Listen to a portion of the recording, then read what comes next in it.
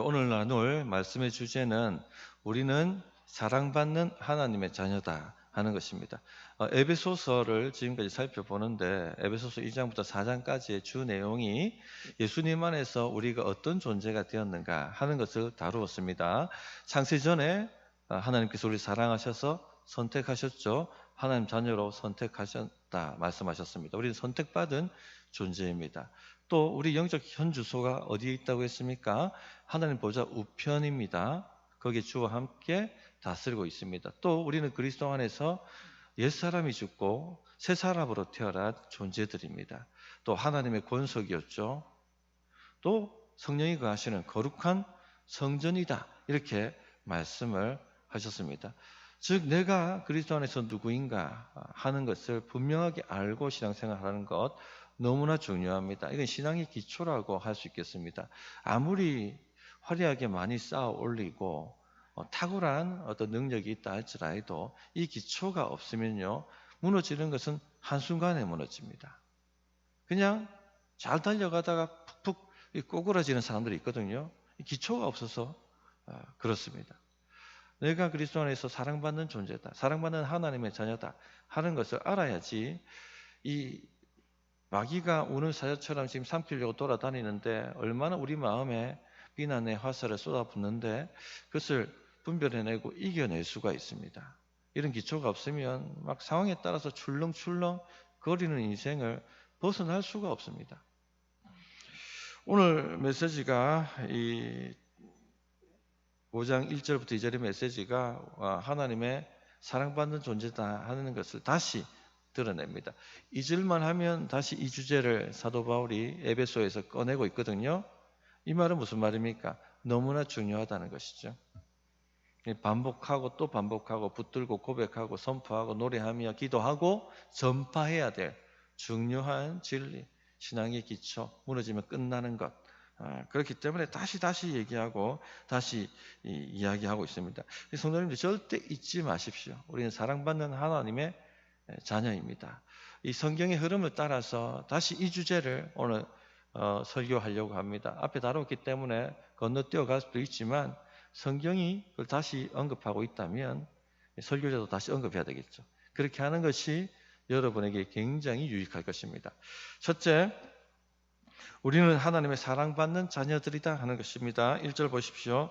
그러므로 사랑을 받는 자녀같이 너희는 하나님을 본받는 자가 되고 했습니다. 사랑을 받는 자녀같이 사랑받는 자녀다 하는 것을 얘기해 주고 있는 거죠. 여러분 스스로를 어떻게 여기십니까?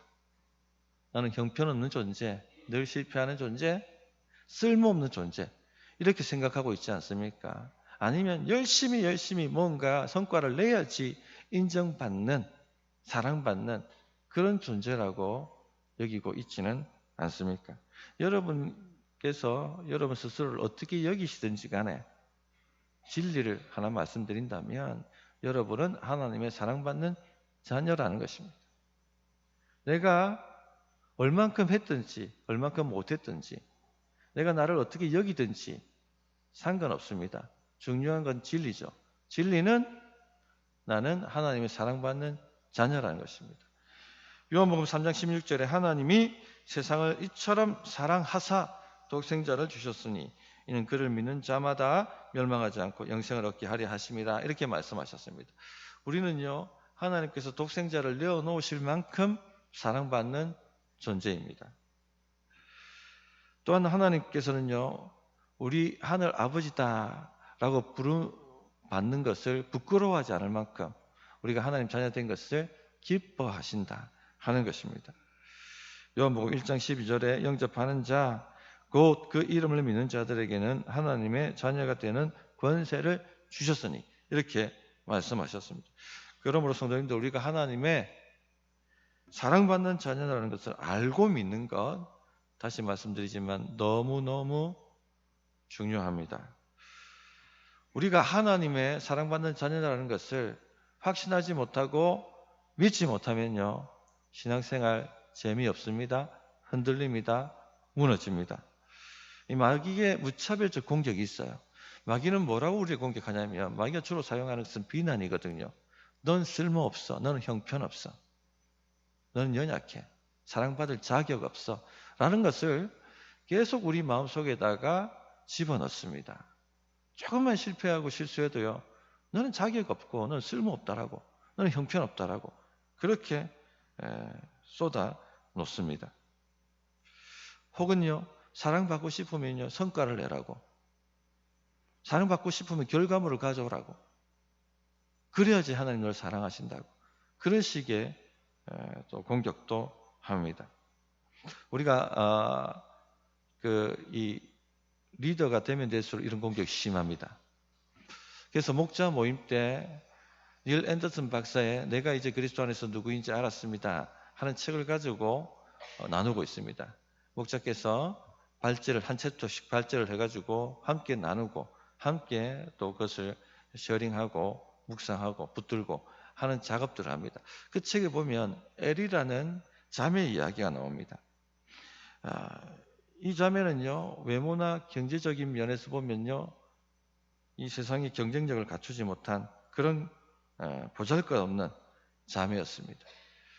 아버지는 알코올 중독자의 게으름뱅이였고, 또 이 자매의 외모는 땅딸하고 체구가 작고 얼굴은 혈색이 안 좋은 그런 자매였습니다.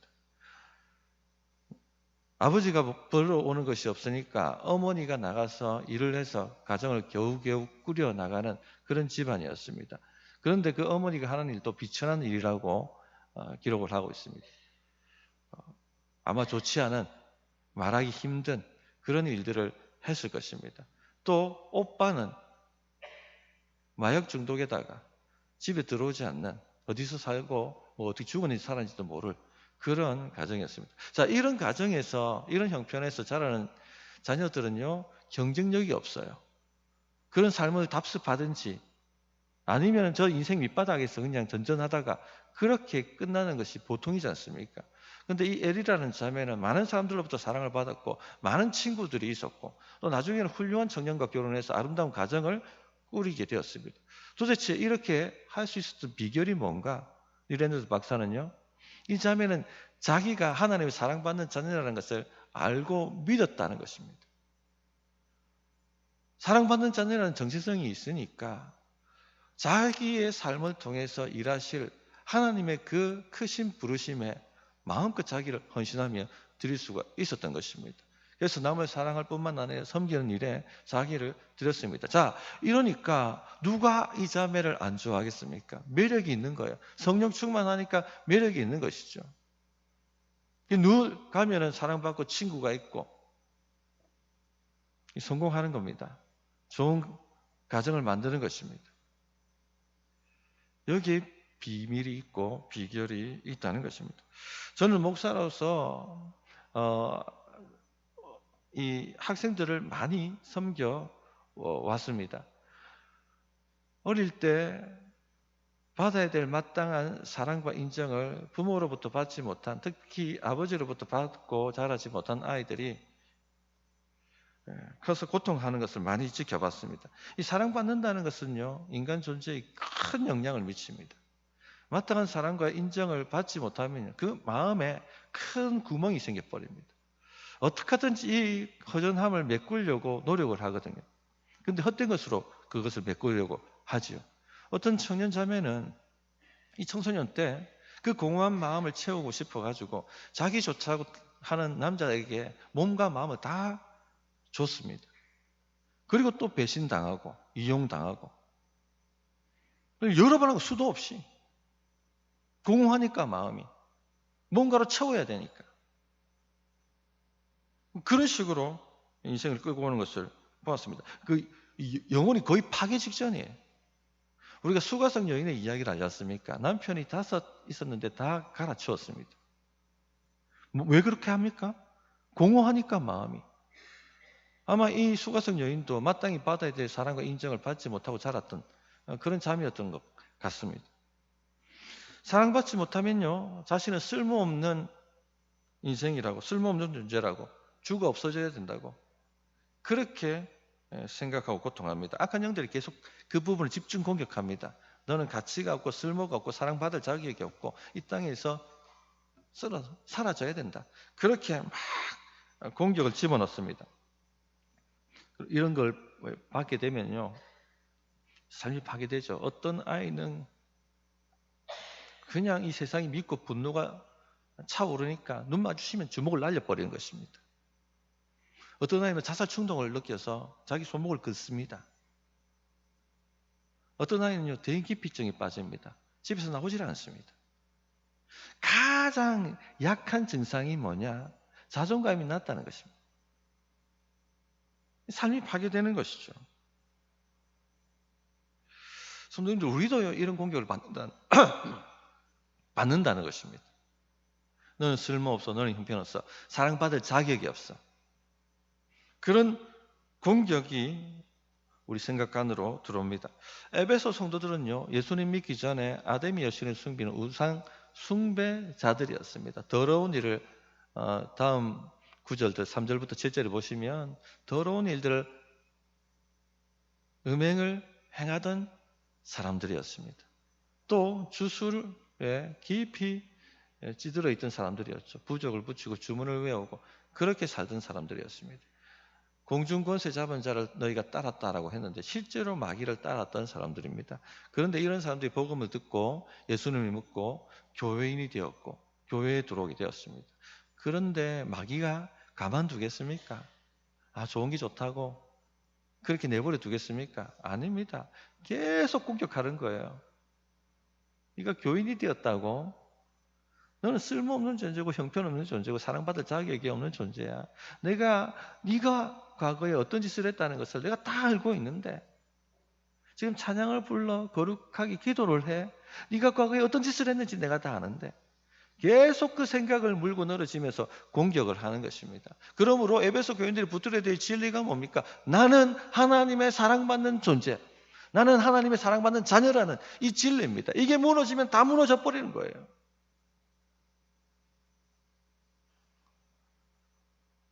이게 무너지면요, 이런 감정이 휩싸이게 되면 우울해집니다. 감정이 불안정해집니다. 강박이 생기고 계속해서 앞에서 얘기했던 것처럼 헛된 것으로 이 공허함을 채우려고 달려갑니다. 그러므로 성도님들, 우리가 확실하게 붙들어야 될 게 뭔가요? 에베소 교인들만 붙들어야 될 진리입니까? 아닙니다. 우리도 이런 공격을 받고 있습니다. 그러므로 나는 예수님 안에서 하나님의 사랑받는 자녀다 하는 것을 확신하고 또 확신하고 붙들고 고백하고 말하고 기도하고 전파하고 그렇게 붙잡아야 한다는 것입니다. 십자가 복음이 말씀하시는 것이 뭡니까? 너희는 죄인이지만 하나님의 큰 사랑으로 사랑받는 하나님의 자녀가 되었다는 것이죠. 이 파괴적인 삶에서 벗어날 수 있는 유일한 길은요, 십자가 복음이 말하는 진리를 믿는 것입니다. 우리가 하나님의 사랑받는 존재가 되었다는 것을 믿는 것이죠. 안 좋은 일이 연갑 붙어지면요, 10중 8구 교인들도요, 하나님이 나를 사랑하시는가 하는 것에 의심이 들기 시작합니다. 그럴 때 절대 뒤로 물러서지 마세요. 모든 상황을 나는 십자가를 통과해서 보겠다라고 그렇게 자기에게 말씀하십시오. 그리고 외치세요. 나는 하나님의 사랑받는 존재, 하나님의 사랑받는 자녀다고.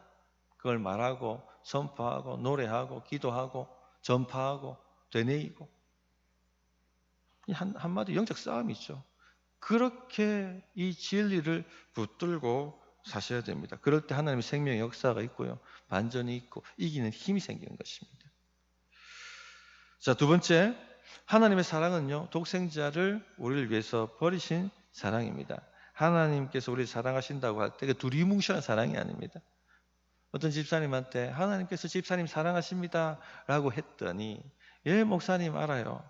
내가 힘들고 어려울 때 하나님께서 내가 너를 사랑한다, 내가 너를 지키고 있다, 힘내, 이렇게 저를 위로해 주신다, 그렇게 말씀하시는 겁니다. 그 위기 때, 고난 때 기도를 하면 흰옷 입은 분이 나타나서 자기를 푹 안아주면서 사랑해, 힘내, 이렇게 하신다는 것이죠.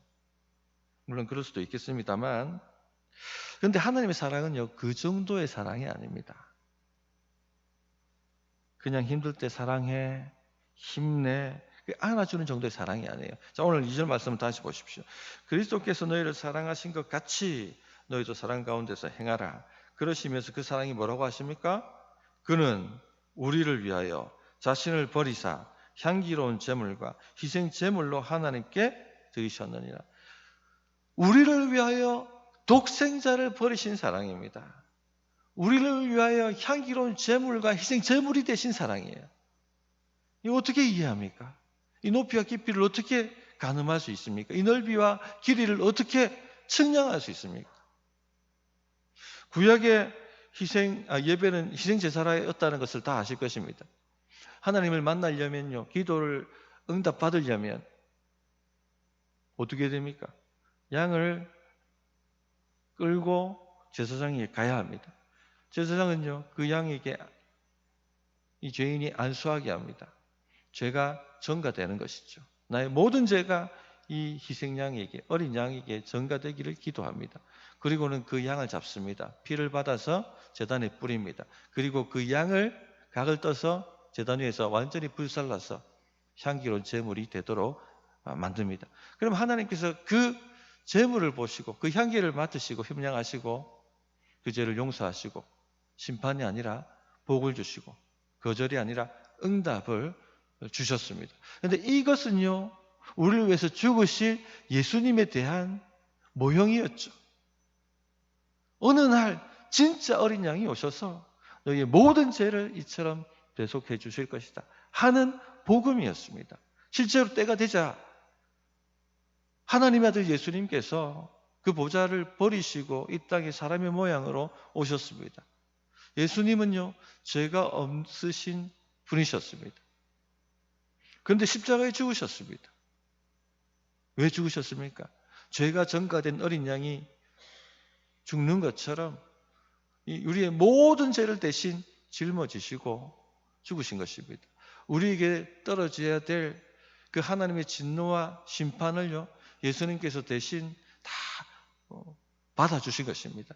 어린 양에게 하나님의 진노가 쏟아져서 불태워졌던 것처럼 우리 예수님도 그렇게 희생 제물이 되셔서 십자가에서 완전히 살라지게 된 것입니다. 그냥 사랑해가 아니에요.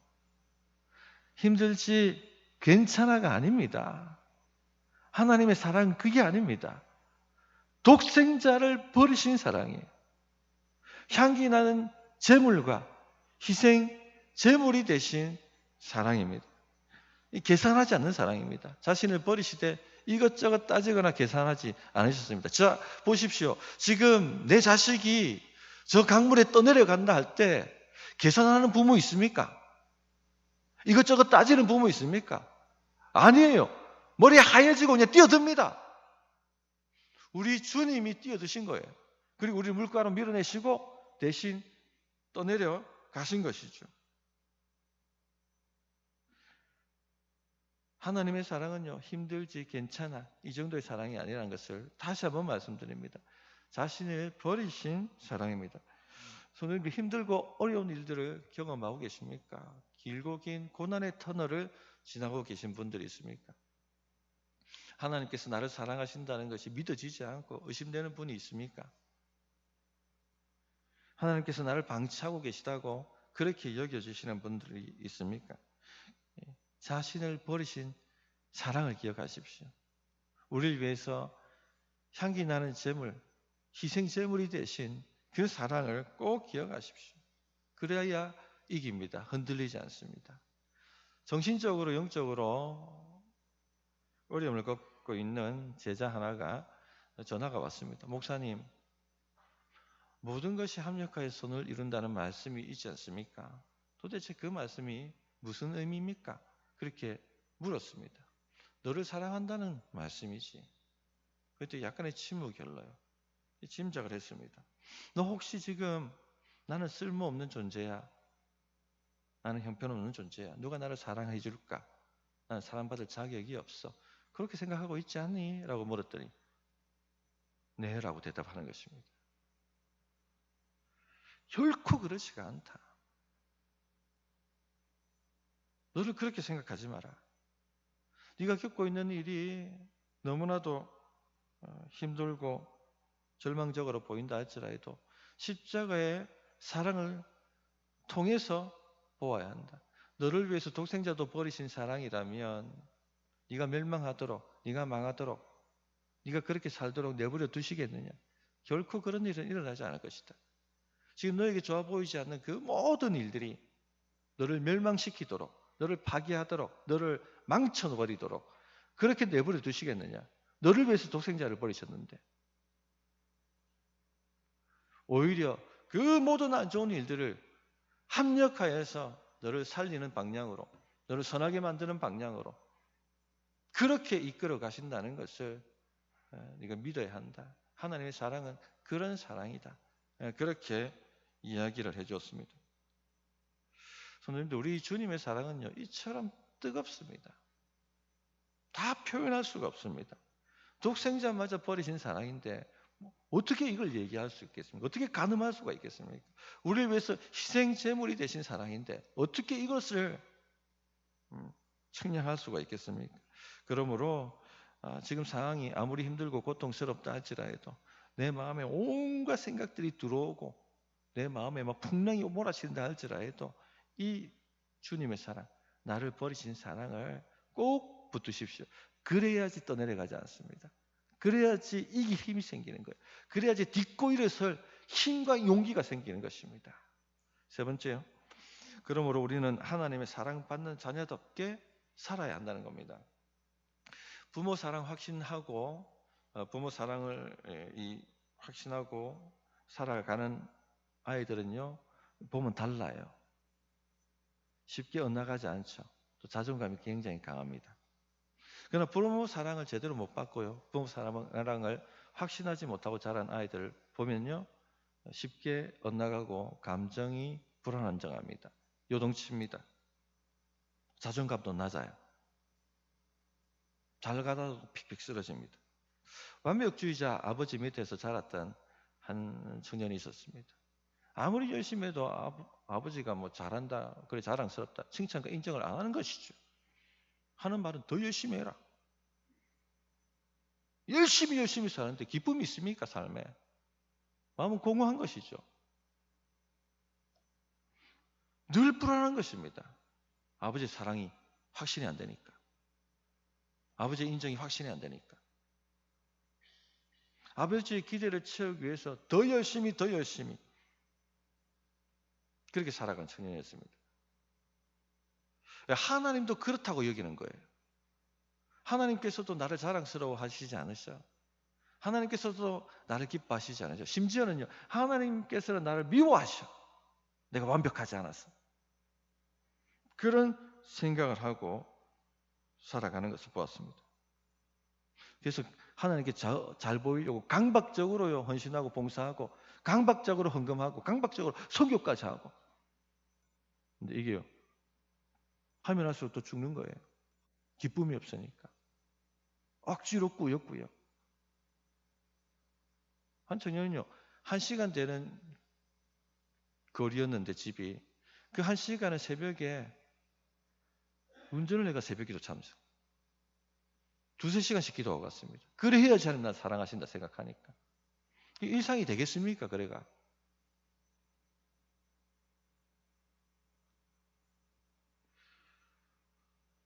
늘 불안하고 우울에 빠지고 강박에 빠지고 패배주의에 빠지고 그렇게 살아갔습니다. 성도님들, 하나님께서는 그렇지 않아요. 우리 자랑스러워하십니다. 우리를 기뻐하십니다.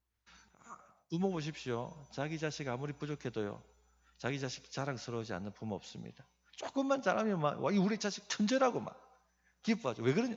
내 자식이니까 그런 거예요. 우리 하늘 아버지와 똑같습니다. 스바냐서 3장 17절에 보면 너희의 하나님 여호와가 너희 가운데에 계시니 그는 구원을 베푸실 전능자시라.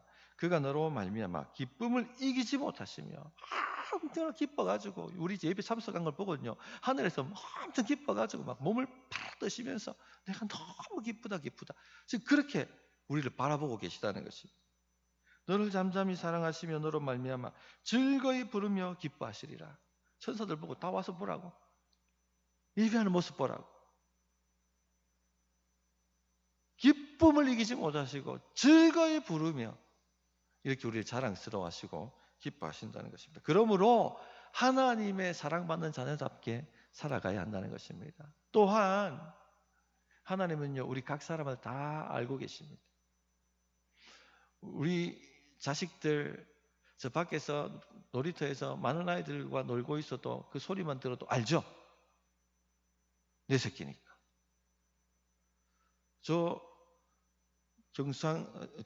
여중이라든지 요고라든지 장산중학교 옆에 지나면 아이들이 하교할 때 되면 우르르 나옵니다. 그러나 내 새끼는 기가 막히게 알아채죠. 실루엣만 봐도. 왜죠? 내 새끼니까. 안단 말이에요.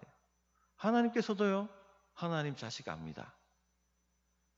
요한복음 10장 3절에 문지기는 그를 위하여 문을 열고 양은 그의 음성을 듣나니 그가 자기 양의 이름을 각각 불러 인도하여 내느니라. 그렇게 말씀하셨어요. 제 아내가 외지에 있는 제 아이들과 통화하는 것을 종종 듣습니다. 그러면 사소한 것까지 다 물어봐요. 하나님도 그러신 것입니다. 우리 사소한 일까지 다 관심을 가지십니다. 아빠, 아버지라고 부르시면 뭘 도와줄까? 그렇게 다가오신다는 것입니다. 우리가 이렇게 사랑받는 존재라는 것을 믿으시고 하나님의 사랑받는 자녀답게 말하고 행동하고 생각하고 살아가셔야 되는 것입니다. 그 첫째가 뭐냐? 하나님을 본받는 자가 되는 것이죠. 1절 말씀을 한번 다시 보시면 그러므로 사랑을 받는 자녀같이 너희는 하나님을 본받는 자가 되고 우리가요 사랑받는다는 것을 알면요 우리도 사랑하게 돼 있습니다. 사랑하면 어떻게 합니까? 모방합니다. 학생들 양육하다 보면요 가르치지도 않았는데 제가 기도하는 스타일 그대로 따라하는 것을 봅니다. 사랑하면요 모방하거든요. 제가 전도사 시절 때 유명했던 목사님들이 옥하는 목사님, 조윤기 목사님, 이동원 목사님 이런 분들이셨습니다. 이 설교 계속 들었거든요. 어느 날 되면은 이동원 목사처럼 설교해. 또 어느 날 되면 또 조윤기처럼 설교해. 또 어느 때는 옥하는처럼 모방을 합니다. 좋아하면 사랑하면 모방하게 되어 있습니다. 하나님의 사랑을 확신하고 하나님을 사랑하면요 모방하게 되어 있습니다. 하나님을 닮게 되어 있습니다. 아니 목사님, 하나님 우리와 차원이 다르신 분인데 어떻게 하나님을 닮고 모방합니까? 우리는 하나님의 형상을 따라 지음받은 백성입니다. 하나님께서는 비공유적 속성이라 하죠. 전지전능 무소부재 하나님만 가지신 특성이 있습니다. 이런 건 따라 닮을 수가 없죠. 그러나 형상으로 지음받은 우리에게는요 공유적 속성을 물려받았습니다.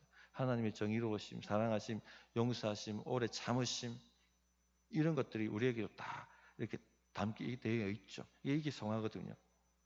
그런데 그 중에서 뭘 말씀하십니까? 이제를 보면 사랑을 말씀하십니다. 그리스도께서 너희를 사랑하신 것 같이 너희도 사랑 가운데서 행하라. 성도님들 우리는 흠이 많습니다. 연약합니다. 자주 쓰러지고 자빠집니다. 부족합니다. 우리 중에 완벽하다라고 말할 수 있는 사람 아무도 없어요. 겉은 완벽해 보이도 속을 조금만 들어가면요 휘떡휘떡 넘어지고 연약하고 부족하고 흠이 많단 말입니다. 그런데 하나님께서는요 독생자를 주실 만큼 우리를 사랑하신다는 것입니다. 그러므로 우리도 하나님의 이런 사랑받는 자녀답게 서로 사랑하십시다. 사랑받을 자격이 없는 사람들을요 사랑하십시다. 우리에게 상처 주는 사람들요 용서하십시다. 품고 기도해 주십시다. 우리 조롱하고 핍박하는 사람들 사랑하십시다. 왜요? 우리도 그런 사랑 받으니까. 하나님 닮아 가야 한다는 것입니다. 말씀을 정리하도록 하겠습니다. 우리는 하나님의 사랑받는 자녀다 하는 주제를 다시 말씀드렸습니다. 하나님 사랑 얘기할 때 그냥 힘들지 괜찮아 이 정도의 사랑이 아니라는 것을 다시 말씀드립니다. 독생자를 버리신 사랑입니다. 향기 나는 제물과 희생 제물이 되신 사랑입니다. 이 사랑을 모르면요 상황에 따라서 왔다 갔다 합니다. 흔들립니다. 갑자기 잘 가다가 한 방에 꼬꾸라집니다. 이 사랑을 확신하고 살아가셔야 되겠습니다. 사랑받는 자녀답게 생각하시고 말씀하시고 행동하시길 부탁드립니다. 그 첫 번째가 뭐냐? 서로 사랑하는 것입니다. 부족한 사람들을 사랑하십시다. 흠이 많은 사람들을 사랑하십시다. 내 생각에 사랑받을 자격조차 없어라고 생각되는 사람들도 사랑하십시다. 그런 사랑이 충만한 우리 성도님들 다 되시기를 바랍니다. 자, 어떻게 응답해 될지 1분간 기도하겠습니다.